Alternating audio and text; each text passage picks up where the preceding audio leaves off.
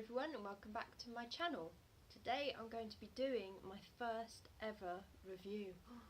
Very excited. And I'm going to be reviewing, obviously you know what it is already, one of my favourite books that I've read so far this year, and it is The Truth About Keeping Secrets. First of all, I just want to say how beautiful is this book.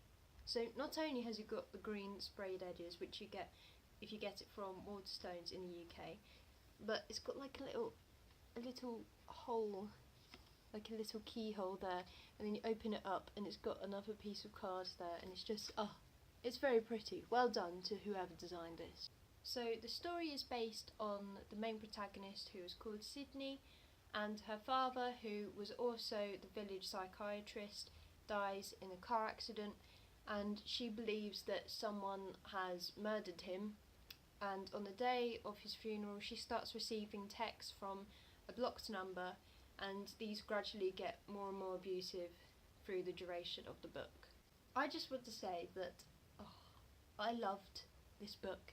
It's been such a long time since I've had a book that I just cannot put down, that is all I'm thinking of. I just want to read my book, I don't care about anything else. So not only can Savannah Brown write brilliant poetry, but her prose is also very incredible and very gripping. It's also beautifully written. You can tell that Savannah is a poet. A lot of the prose is very poetic and beautiful. It's a very good book. You need to get it, or get it from the library. Please just read it. So I'm going to be talking about a few themes in the book that I found interesting and that I felt like had a big impact on me as a reader. The first theme I want to talk about is paranoia, which is one of the first themes in the book. So a few days after Sydney finds out that her father has died in a crash, she immediately goes to murder, and she thinks, right, this isn't normal. Someone has got to be behind this. Someone has got to have cut the brakes on the car, for example. And it's very cleverly written, because then that makes the reader paranoid, and then the reader thinks, right, who's done it? Is it this person? Or it could be this person because they've done this. So yeah, paranoia is a big theme in the book, and well done Savannah again. Savannah. It's very well written in that sense as well, in that it becomes kind of like a thriller, a crime thriller as well, in that sense. I also want to talk about the LGBT themes in the book. It's so, I know I'm going to say it loads of times, but it is so well written. Like, okay, it's one of the plot lines in the book, but it's not like the main plot line, obviously. But it's just written in such a way that there's a brilliant love story basically in this book, but it's not just love, like, I like these type of people and that's the only thing that happens in the book. It's just interwoven with everything else that's going on. And I usually hate romance. I've said it before in another video somewhere. But this romance in this book, I was thinking, yes, I want these two people to get together. This is good. It's just good.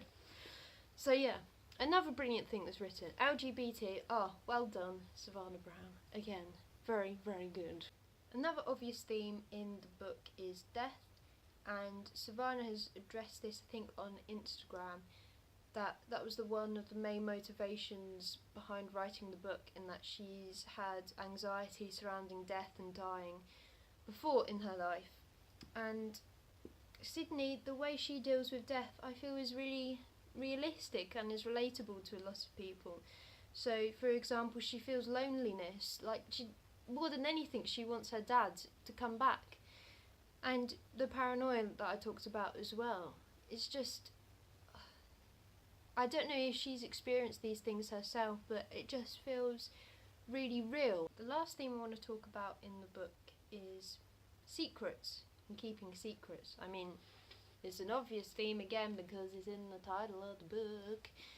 And I've learnt a lot from this book, I think, because I've learnt that it's important to sometimes keep secrets and to keep them private, because if you're nosy like me, I'm quite a nosy person and I like finding things out about people, but if you're obsessed with finding secrets out about other people, it will lead you to more harm than good, and it will lead them to more harm than good.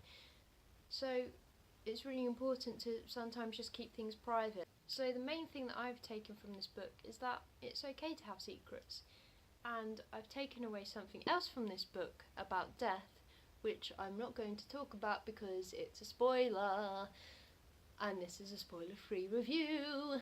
Overall, would definitely recommend. I don't know why I'm holding a pen, by the way. I guess it kind of matches. No, it really doesn't matter. I would definitely recommend reading this book. I think this will be my favourite book of the year. My favourite, well, at least my favourite novel of the year is going to be this book. So seriously, go out and buy it. I got it for £6 on Click and Collect at Waterstones, and it's probably the best £6 I'm going to spend all year. Yeah, I hope you enjoyed this review.